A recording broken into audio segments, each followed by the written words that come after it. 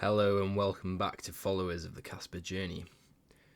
Today we're going to be attempting to analyse the long-term prospects of Kaspa and why I believe that Kaspa is the best form of money that humans have ever had, and why buying Kaspa at these levels is a once-in-a-generational buy. So before we get into it today, guys, don't forget to like and subscribe and turn on post notifications so that you don't miss any of my future videos. So to really get into why I'm so bullish on Kaspa and why I believe it is the best form of money, we're going to have to get a little bit into monetary history and monetary theory. So start with the basics. What is money? Money solves something called the problem of the double coincidence of wants. And what this essentially means is that if you have two parties that want to trade, both parties need to have the good or service that the other party wants in order to facilitate trade. So what that means is if a mango farmer, for example, wants a necklace and a jeweler wants mangoes, then trade is possible, but it's only possible in that specific circumstance. And so what was the first form of money? The first form of money would have been something called a social ledger, which is essentially just a trust-based memory system whereby each individual actor remembers what he has done for other actors within his tribe and remembers what he is owed. So a basic example of this would be if a member of a tribe goes out on the hunt and kills a deer or an antelope, and then he shares that with the members of his tribe, he's going to remember that he fed members of his tribe then and is owed in the future at some point if they ever make a similar kill. So really that would have been the first form of money. However, the first physical money was found somewhere called Blombo's Cave, which is in South Africa. And this money, these shells that you see here on the right hand side, dates back around 100 to 70,000 years ago, which is pretty ancient. And so there is evidence that these snail shells were used as the first form of money. They would drill holes into them, which would enable them to wear them on a necklace or something similar. And by doing that and having this sort of uniform unit of account almost, they were able to better keep track of who had done what and who owed what to other people. And so as money and societies advanced through the ages, money became more and more complex. So initially things like shells and beads were used, but as society became more complex, different things were used. So examples of money throughout history: arrowheads have been used, grain has been used, and then eventually getting onto coinage and monetary metals. So really there's two main theories of money. There's the commodity theory of money, which is a trustless form, and this is what people like Peter Schiff believe. They believe that money can only have value if the base commodity has value, and it is the base value of the commodity that gives the money itself the value. The other theory of money is something called the credit theory of money, and this instances that money has value from the entry into the ledger, or the physical book that is kept and the physical ledger that is kept to remind people of who owes what. And so to have money in this theory of money, you don't actually have to have a commodity with a base value. The value comes from the trust in the ledger and the ability to exchange. And so really I believe in a sort of an amalgamation of these two theories, whereby the commodity money throughout history has been so valuable because it is a superior form of credit, and it's almost a trustless form of credit in the sense that, you know, no one can easily forge gold, whereby if someone has control of a paper or digital ledger, then they can forge transactions and decide who gets to trade within that ledger. Whereby, you know, in a commodity theory, fundamentally, it is nature that sets the rules of the ledger and nature that controls the supply of the ledger. So why did gold and silver win out the monetary arms race? And why did gold and silver become the money of every single society throughout history and throughout the world, even in societies that had not met each other? So, for example, gold was used in Europe, and it was also used in South America and Central America, where they had never encountered each other before, and yet these two completely separate societies adopted the same asset as their form of money. And that is because gold and silver fundamentally have the best properties of money, of what we want money to do. And so gold has the highest stock to flow ratio, so it has an inflation rate of around 2% per year. So what that means is that by holding gold, historically, that was the asset or the form of money that was going to experience the least amount of debasement. And so where silver came in is that gold was not quite divisible enough, in the sense that if a worker's wages were paid in gold, his weekly wages would be a tiny, tiny nugget of gold. And so him having to split that nugget of gold between all of the goods and services that he would need in that week would be highly impractical. And so due to the fact that there was a higher volume of silver and it was more divisible and it could be made into more coins that were of a lower value per unit of volume, that's where silver came in. And so one of the best examples of what happens when a superior monetary technology meets an inferior monetary technology is the example of the ray stones of the island of Yap. And most Bitcoiners will have heard of the ray stones.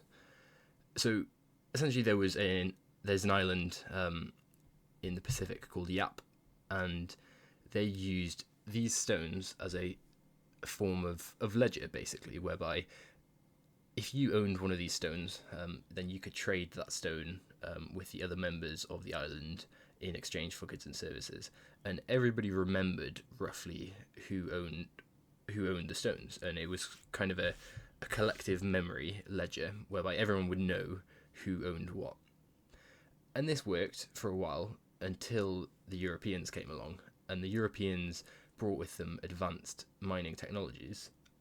And so when the Europeans brought these advanced technologies, the people of Yap went over to and sailed over to the island of Palau and started mining these stones in much, much higher quantities and volumes and bringing them back and exchanging them for goods and services.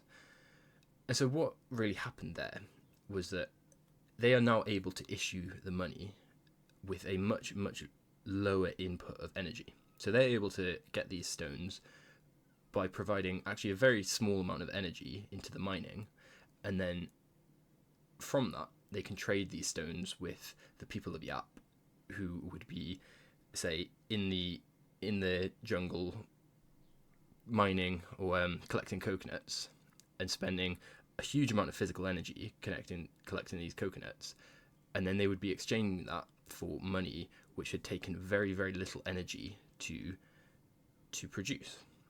And so there's a huge mismatch there, because if someone can extract a huge amount of energy from someone else using a very low amount of energy, that's a very surefire way of making a lot of money very quickly, and collecting and acquiring more energy and more power in the environment. And so that's pretty much one of the best examples of why the entire world over time adopted a gold standard. And so the 6 characteristics that we want money to have is durability, uniformity, portability, limited supply, divisibility, and acceptability. And gold nailed 3 of these: durability, uniformity, and acceptability. And it did pretty well on the limited supply. As I say, it had about a 2% inflation rate throughout history. But where gold, fell short really, was more so in the portability aspect. And gold having that low level of portability has led really to all of the problems we have in our current financial system.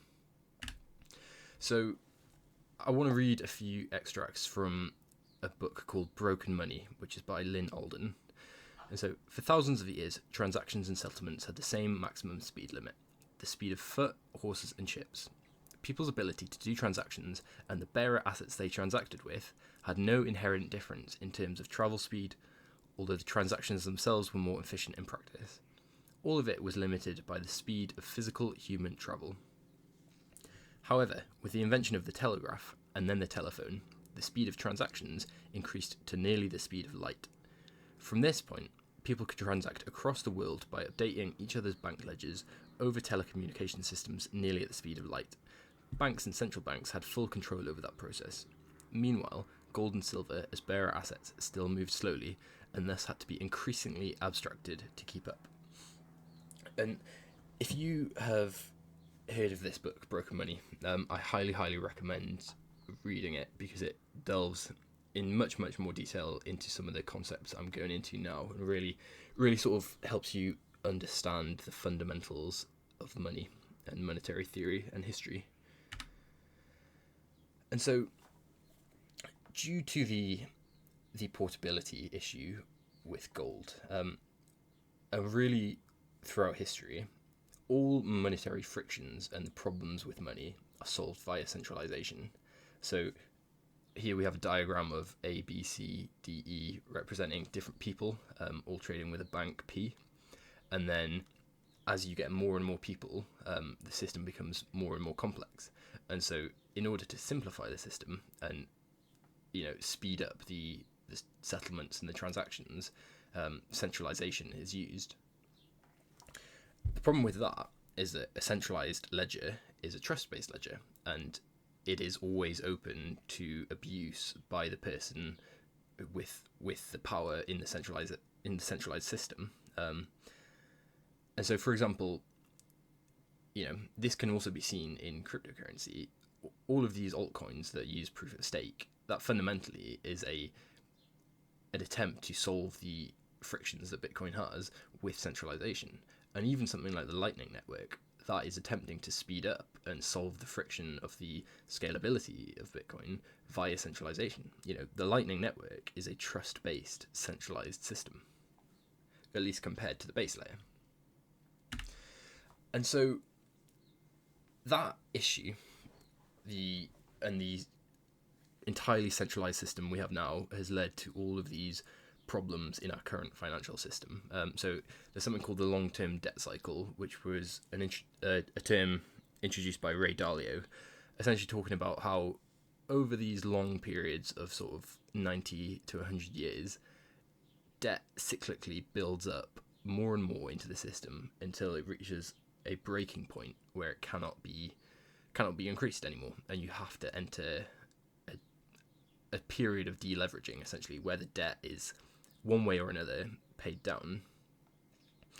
And this basically is where the Western world currently is. The debt levels have become completely unsustainable, and we're reaching the point where the debt levels are really starting to matter, and people are starting to feel and understand the consequences of having this much debt in the system. And so there's this really great quote that I love, which is, it's very simple, but if something cannot go on forever, it will stop. And that's something called Stein's law. And that is the way that I see the current monetary system. It cannot continue going on forever. We cannot have this system where debt just increases more and more without any sort of reprisals or any consequences. So what we get from this is that money and the adoption of the superior monetary technology is a process that cannot be stopped. It's an emergent phenomenon. If you rerun history 1,000 times, as society advances, every single time gold will be adopted as the superior monetary technology. This is because it's a process that's driven by human nature, and human nature is driven by the laws of biology, which are beholden to the laws of physics. A monetary system, fundamentally, is a network of individuals all acting completely in their own self-interest. And so, because a superior monetary technology gives them an advantage, or at least holding an inferior monetary technology puts you at a disadvantage, it is inevitable that the superior monetary technology will be adopted. And so bearing in mind that the adoption of the superior money is not really a financial thing. It's an emergent biological thing. It's very interesting that both Bitcoin and, by the looks of it, Kaspa follow a power law. And if you don't know what a power law is not inherently a financial model. It's a model that shows up throughout nature, and throughout sort of sociology and psychology, and also in physics. So a few examples here are the body mass versus metabolic rate of animals and of nature follows a power law. The population of a city and the number of cities of that population, that follows a power law. The number of earthquakes and their respective magnitude follows a power law. The distance of a planet to the sun and the time it takes to rotate around the sun, that follows a power law. And even things like wealth and the number of individuals who have that level of wealth, and conflicts, the number of conflicts which have a particular number of casualties. So power laws, they are a natural phenomena. It's sort of the way in which the language of the universe expresses itself in nature. And so it's very interesting that, money is an emergent phenomenon. It's almost a natural phenomenon. It's a process that cannot be stopped. And both Bitcoin and, by the looks of things, Kaspa follow this almost natural phenomenon. So, based on the Kaspa Power Law, the current Kaspa Power Law, the price of one Kaspa would reach $1 in mid-2025. It would reach $10 in around 2028, and it would reach $100 in early 2032. Now, this power law can obviously change, and it is early days. The more data that you have on these things, the high level of confidence you can have in it. So while this is definitely not a guaranteed thing at all, of course not, it is a pretty interesting indicator that potentially Kaspa is very different to anything else. And there is no cryptocurrency that even remotely looks like it has a power law other than Bitcoin or Kaspa. Kaspa's only got about a year and a half of price data, but you can look at any other cryptocurrency that was a year and a half old, and none of them will look even remotely like Kaspa looks now.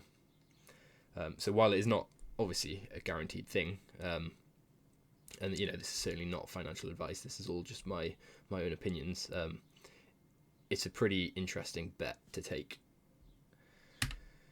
So looking at Kaspa, if Kaspa reaches the market cap of Bitcoin currently, then it would be $57. And if Kaspa ever reaches the market cap of gold, which is around $14 trillion at the minute, then it would be $609 per Kaspa. And so while that may seem insane, from where we are now, $100 would be 1,000x. That's a pretty bold claim to make.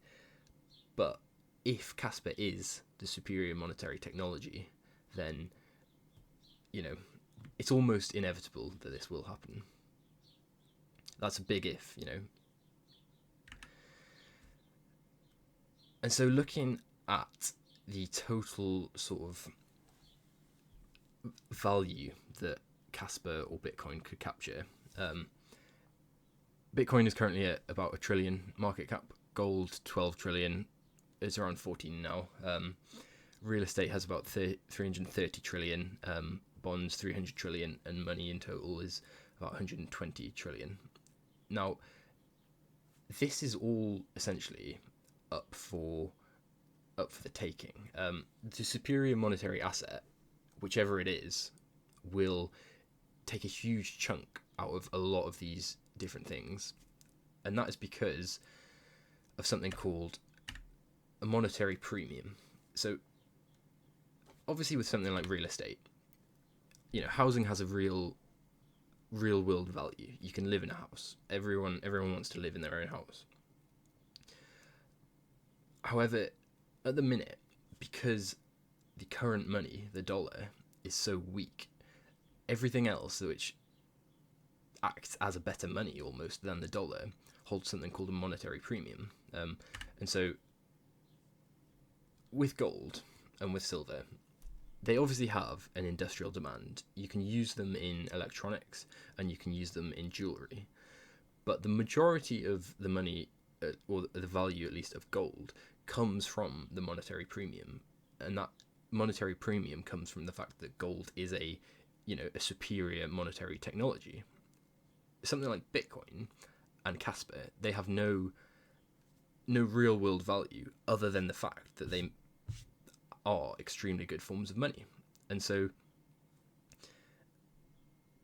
because of the weakness of the dollar and the current world reserve currency, things like real estate and equities have a monetary premium attached to them, whereby real estate, of course, is useful and it has value, but some of the value in real estate is the monetary premium that is attached to it because it acts as a better form of money than the dollar.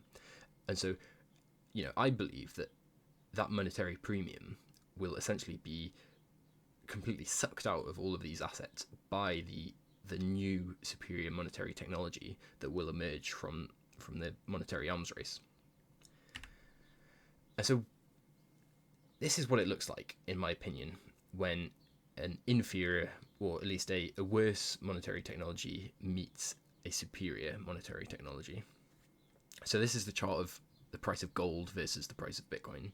And as you can see, it's just trending down and down and down. A lot of people will look at this and think it's unsustainable and think it's some sort of bubble. But, for those of us who've been in cryptocurrency a while and understand this isn't a bubble, this is essentially the migration from the old monetary system to a new superior monetary system. So bearing in mind this is the chart of gold versus Bitcoin, let's look at the chart of Bitcoin versus Kaspa. It looks, similar in a lot of ways. Obviously, it's on a much shorter time frame. There have been many altcoins that have risen against Bitcoin in their early phases and then failed to make any new highs. But I believe if Kaspa is the superior monetary technology, this is just going to essentially keep trending up, with volatility, and with dips. And so, skipped ahead a bit there. And so, why do I think Kaspa is the perfect form of money, and why do I think Kaspa is the best monetary asset? Kaspa solves something called the trilemma. So that means it has all three of these following properties: decentralization, scalability, and security. Before Kaspa, there hasn't been any cryptocurrency which has managed to fulfill all of these properties. Every single one of them has had some concession to be made. So, Bitcoin is highly secure and highly decentralized, but at the cost of scalability. Ethereum, it's not even really scalable, but it's more scalable, and it is secure, but it's much less centralized. It's much less decentralized. And something like Solana, for example, it's more scalable than Bitcoin or Ethereum, but again, it concesses on that decentralization front. And so, most of us wished we were around in 2009 to sort of 2015, in that period, and we'd understood what Bitcoin was and why it was valuable. So the difficult thing in 2009 to 2015 was understanding that Bitcoin and blockchain was a legitimate form of money that humans would adopt.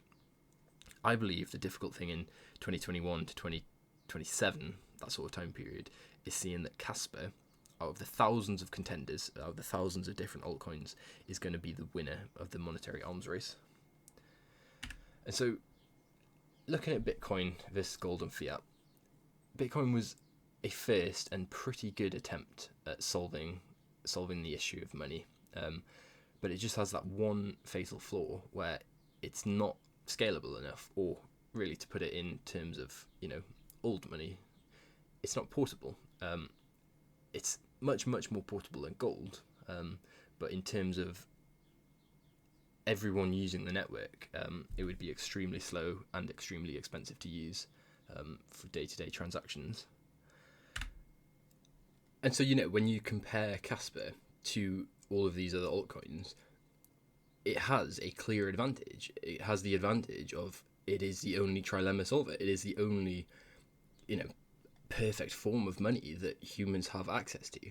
And I have yet to hear a good, coherent argument as to why it's not. I'm actually very interested to hear any opinion on if anyone thinks it's not, because I haven't heard one, and I would like to hear one. If someone has that take on why it's not the perfect form of money, or how it could be improved, or if something else is better, I'm very, very interested in hearing that. So yeah, don't be shy if you think it is. Like, genuinely make your case as to why it's not. Because so far I've heard nothing that indicates that it isn't.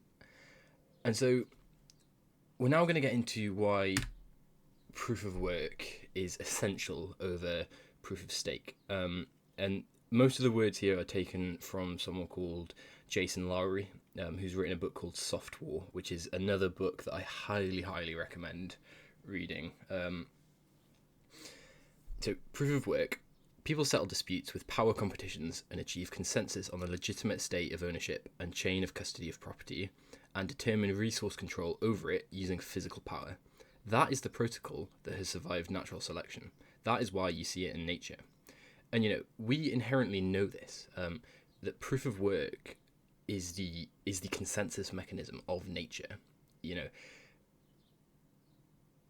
If you were given the option of walking into the Serengeti, where there are lions and rhinos and hippos, if you were given the option of taking a gun versus not taking a gun, every single time you're going to take the gun, because you understand that nature, it doesn't care about any sort of argument that you put against it. If nature has more power and more energy than you, then you will lose that battle, and there's nothing you can do about it. Unless you are able to project power in a more efficient way than nature is. And so humans have a very strong inclination not to use that physical power as the basis for settling disputes. And so we adopt and we create abstract forms of power, and abstract forms of power are considered better because it does not use that sort of physical energy that proof of work uses. And that's, for example, something like a judicial system, or a law, or even a religion. Fundamentally, all of these are abstract forms of power. It's saying, don't do this thing, don't project that physical power, otherwise there will be consequences. So the proof of work theory is that you secure access to your property by preserving your ability to impose severe, physically prohibitive costs on anyone that would try and take it from you, deny your access to it, or exploit the rules. Whereas proof of stake says we can create some abstract form of power and then use that as the basis through which we defend ourselves. And while that is, a good thing in society, that we don't have to, exert physical power every time we want to settle some sort of dispute, and it makes society much more cohesive, fundamentally, that is a trust-based system. And every single time when someone can gain some sort of advantage from abusing that system, they will do it, and they have done it all the way throughout history. And there's no indication that is really ever going to change. So in proof of stake, economic finality is accomplished by requiring validators to submit deposits to participate, and taking away the deposits if the protocol determines that they acted in some way that violates some human set of rules, aka slashing conditions. And so, again, the problems with this is that you have other people, not physical power, you have other people determining the rules of the protocol, and you're trusting those other validators to act in your interests rather than in their own self-interest, which is not a great position to be in, because, as we know throughout history, they are, of course, always going to act in their own self-interest, and if your interests don't align with that, then there are issues there. And the other problem with proof of stake is that it's physically impossible to verify that stake isn't centralized. Over time, money collects into a smaller and smaller number of hands, and that group of people gets richer and richer. It's impossible to verify that one group or organization hasn't collected or acquired 51% of the tokens of a monetary system, and that they are able to launch a 51% attack by distributing those tokens throughout different validators, and then all of those validators then acting in the interest of that person who's able to acquire all of those tokens. And so proof of stake is fundamentally a trust-based system, and that is why I believe it is essential that proof of work is the consensus mechanism of the money, because it aligns with the laws of nature and natural selection. And Kaspa is not an accident. Before Bitcoin came along, there were 40 years of advancements and increases in the theory of digital money, and then Bitcoin really solidified that, and it solved the Byzantines' general problem, and it was a huge event, but it's not the perfect form of money. All of these other altcoins came from Bitcoin's drawback of scalability. And so, Ethereum in 2015 with smart contracts, Nano came about in 2015 using DAG technology, and I believe that Kaspa is essentially just the culmination of all of those, where cryptocurrency is now solved. Like, how do you actually get any more value or any better system than Kaspa as a form of money? It is, as far as I can tell, the most perfect form of money that humans have ever had access to. And so, if that is true, and we know that money is an emergent bottom-up phenomenon, and the adoption of the superior monetary technology is a natural process that cannot be stopped, the only correct answer throughout history has been to select the strongest monetary technology and get yourself off the weaker monetary technologies, such as the Raystones. And there will be a winner of the monetary arms race. And if Kaspa is the strongest monetary technology, and I haven't heard any argument why it's not, then its mass adoption is as inevitable as the adoption of gold was. And if nothing else comes along that is better than Kaspa, then Kaspa will eat the monetary value of every single other asset, and it will go to insane levels. And that's if Kaspa is the strongest monetary technology. I would, again, like to hear arguments as to why it's not, but at the minute, I haven't heard anything. So yeah, that's essentially everything I wanted to get into today, guys. So thank you for watching, and until next time, cheers.